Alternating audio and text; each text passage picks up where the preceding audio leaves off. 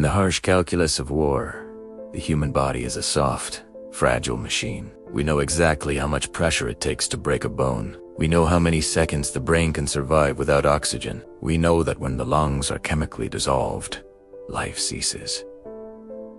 This is not a theory. It is a biological law. Every soldier who has ever marched into battle relies on this one certainty. If you kill the enemy, taste I dead. But on August 6, 1915, on the Eastern Front of the Great War, biology failed.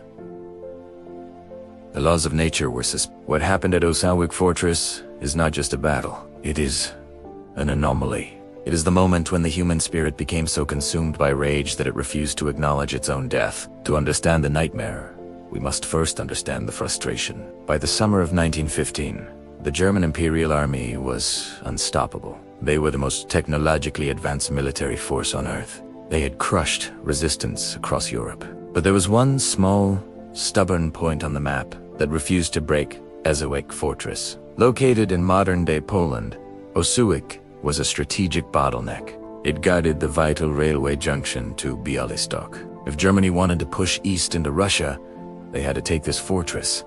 Field Marshal Paul von Hindenburg, the German commander, looked at this fortress with disdain. It was an old fortification. It shouldn't have been a problem for the might of the German Eighth Army. In September 1914, the Germans brought out their monsters, the Big Berthas. These were 420mm siege howitzers, capable of smashing concrete bunkers like eggs. For days, they rained hell upon Osowiec. Thousands of heavy shells pulverized the earth. The fortress was engulfed in smoke and fire. The German command waited for the white flag. They were certain that nothing could survive that bombardment. But when the smoke cleared, the Russian guns fired back. The Russians dug in like ticks. They repaired the walls at night. They slept in the craters. They survived. By early 1915, Hindenburg was furious. He had thrown steel, fire, and infantry at Osowiec, and the fortress was still standing. He realized that conventional warfare was useless against the stubborn resolve of the Tsar's troops. He needed to change the variables. He needed a weapon that could seep through the concrete cracks and hunt the Russians in their sleep. He didn't need more artillery. He needed chemistry. Before we reveal the weapon that Hindenburg chose, I have a request. We are about to discuss one of the darkest chapters in military history. Most of the men we will talk about today, men who fought while their bodies were literally falling apart, have been forgotten. They're just numbers in a textbook. If you believe that their story deserves to be remembered, please hit the subscribe button. Help us keep these strange files open. Now, let's look at the science of slaughter. The weapon chosen for the final assault on Osowiec was not a gun. It was a gas. But the Germans didn't just bring a few canisters. This was a massive, industrial-scale operation. German pioneers, working in secret at night, deployed 30 heavy gas batteries along the front line. These were designated as F-Battalion. They positioned thousands of steel cylinders along a 12-kilometer front, facing the Russian trenches. Let's look at the chemistry, because this is where the horror begins. The payload was a specific mixture of chlorine gas and bromine. Chlorine is terrifying enough on its own. It is a choking agent. It is green, heavy, and smells like a mixture of pineapple and pepper. But why add bromine? Bromine makes the gas cloud heavier, much heavier than air. This was a tactical map. The Germans knew that the Russians were hiding in deep trenches and underground bunkers. A lighter gas might blow over their heads. But this mixture, it would sink. It would flow like water, pouring down into the foxholes, filling the bunkers, and hunting the men where they felt safest. The disparity in technology was absolute. On one side, you had the German 11th Landwehr Division. They were equipped with the latest model 1915 Gummy, a rubberized gas mask with a detachable filter cartridge. It was state-of-the-art protection. They could walk through a poison cloud and survive. On the other side, the Russian defenders of the 226th Zemlyansky Regiment had nothing. The Russian Imperial Army had failed to issue gas masks to its troops. The soldiers were completely defenseless against molecular warfare. Their only advice from command: wrap a wet cloth around your face. Think about that. facing a weapon designed to melt lung tissue, armed only with a dirty undershirt and a canteen of water. And if they ran out of water, the soldiers were told to urinate on the rags. The theory was that the ammonia in urine might neutralize the chlorine. It was a desperate, medieval defense against 20th century science. And on the morning of August 6th, the science was ready to be unleashed. August 6th, 1915. 4 a.m. The sun had not yet risen. The air was cold and damp. A German meteorological officer stood on the parapet, holding a wet finger to the breeze. He nodded. The wind was blowing west to east. Perfect. The order was relayed down the line. Thousands of German pioneers gripped the cold iron valves of the gas cylinders. With a simultaneous, screeching sound of metal against metal, the valves were twisted open. The hissing sound was so loud it drowned out the birds. From the German lines, a dark green wall rose up from the earth. It was estimated to be 40 feet high. It didn't look like a cloud. It looked like a living thing, and it began to move toward the fortress. We often talk about the fog of war, but this was literal. As the dark green tsunami rolled across the no man's land, it brought an ecological apocalypse. Witness accounts from that day describe a scene that sounds like science fiction. The gas killed everything, not just the soldiers. Everything. The leaves on the trees turned yellow, then black, and fell to the ground in a matter of minutes. The grass withered and turned to ash under the chemical burn. Into fields' flowers shriveled. Insects died instantly. Birds that were flying over the battlefield fell out of the sky, stone dead before they hit the ground. The cloud traveled for 12 miles. It turned a lush summer landscape into a black, alien desert. And in the path of this extinction event stood the men of the 9th, BSDAC, and 11th companies of the Zemlyansky Regiment. Inside the fortress, the alarm was raised too late. The sentries saw the green wall coming, but there was nowhere to run. The bunkers, usually their safe haven, became death traps as the heavy bromine gas sank down the stairs and filled the rooms. Medical science tells us exactly what happened to those men when chlorine gas is inhaled. It reacts with the water in the mucous membranes of the lungs. The chemical reaction produces hydrochloric acid. Essentially, the soldiers were drowning on dry land. Their lungs were filling with fluid and dissolved tissue. Panic set in. Men tore off their tunics. They soaked rags in muddy water, in urine, in tea, anything, to stop the burning. But it was useless. Within 10 minutes, the 9th, 10th, and 11th companies were effectively wiped out. Whole platoons died where they stood, clutching their throats. The silence that followed was heavy. The German artillery opened up a massive barrage to cover the gas, pounding the fortress to ensure nothing survived, but they were just pounding corpses. By 4:30 a.m., the Russian resistance had ceased. From the German perspective, the operation was a flawless success. The mathematics of war had worked. The wind had done its job. The chemistry had done its job.